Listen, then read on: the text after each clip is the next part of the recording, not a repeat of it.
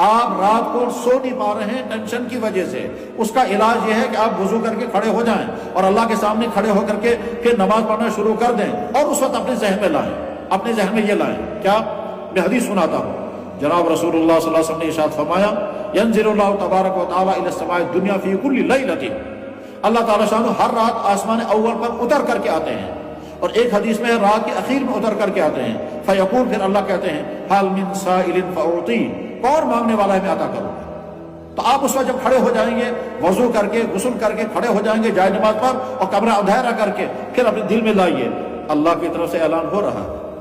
میں سن تو نہیں رہا ہوں مگر میرے نبی نے کہا ہے تو یقیناً اللہ کی طرف سے اعلان ہو رہا ہے۔ اللہ کہہ رہے ہیں مانگو، کیا مانگنا ہے؟ میں یا اللہ آپ سے مانگتا ہوں مجھے اس غم سے نجات عطا کر دے، میں آپ سے مانگتا ہوں یا اللہ اس مصیبت سے مجھے بچا لے، اور یا اللہ میں جس طرف جانے والا ہوں وہاں جانے سے مجھے پکڑ کر کے روک لے۔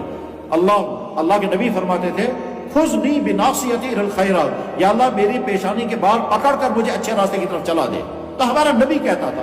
تو ٹھیک اسی طرح سے ہم بلک بلک کر کے جب اس وقت آپ دعائیں مانگیں گے، آپ یقین رکھیں، 100% یقین رکھیں آپ کی دعائیں قبول ہو جائیں گی۔ کیوں؟ اس لیے یہ تو نہیں ہو سکتا کہ اللہ تعالیٰ شانوں کہیں گے مجھ سے مانگو، اور جب ہم مانگنے لگیں گے پھر اللہ فرمائے گا میں نہیں دوں گا، ایسا کبھی نہیں ہو سکتا۔ بس جب مانگیں گے اس مانگنے میں آپ کو لطف آئے گا، اس رونے میں آپ کا مزہ آئے گا، اس آنکھوں کے نکلنے، ان آنکھوں سے جب آپ